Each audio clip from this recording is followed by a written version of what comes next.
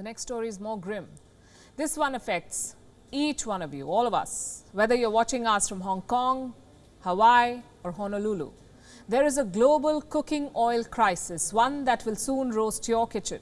The world's biggest producer of palm oil has blocked exports. The world's biggest exporters of sunflower oil are at war. The producers of soybean oil are battling the climate crisis, and so are the producers of canola oil. Then where will you get your cooking oil from? How will your kitchens run? You may not be living on fried food, but even if you swear by salads, you will need oil for the dressing, you will need oil for the mayonnaise, you will need oil for baking, for cookies, for pizza dough. You will need oil even for air frying, but oil supplies are running dry. Do countries have a plan B? Should you be stocking up? We'll answer these questions over the next few minutes. We'll start by looking at what's happening around the world. Ukraine is the world's biggest exporter of sunflower seed oil. It exports 5.4 million tons of edible oil every year, which is almost half of the world's sunflower oil. But Ukraine is at war and supplies have been cut. Russia accounts for 25% of the world's sunflower oil, and Russia is the one waging this war. In other words, supplies have taken a hit there too. Then we come to Canada, the biggest exporter of rapeseed oil, but crops shrunk after Canada experienced record heat in 2021. Argentina, Brazil and Paraguay are among the top exporters of soybean oil, but these countries are battling severe drought. Malaysia, the world's second biggest exporter of palm oil, is facing labor shortage, so its oil exports are down. All in all, oil supply chains are drying up. And adding fuel to this fire is Indonesia. This country is the biggest exporter of palm oil. But as of today, the 28th of April 2022, Indonesia has banned palm oil exports. Why? Because of local shortage. Prices in Indonesia are up 40%. People are protesting, so the government has decided to ban exports.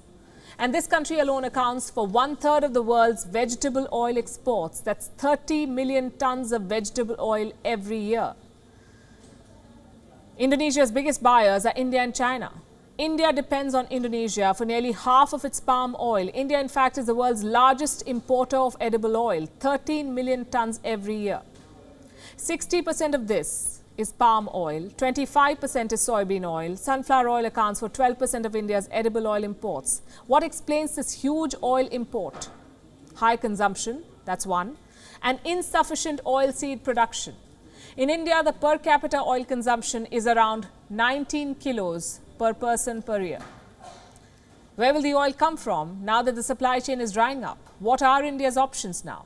Well, Malaysia is the second biggest exporter of palm oil, followed by the Netherlands, Germany and Estonia. But put together, they cannot compensate for Indonesia's exports. Meaning, the demand is way more than the supply. In other words, a price rise is unavoidable. Experts say prices could go up by at least 20%. Indians will feel the pinch. And developing countries will be the hardest hit because they depend on cheaper cooking oils like palm oil, as against the more expensive options like olive oil, soybean oil, sunflower or canola.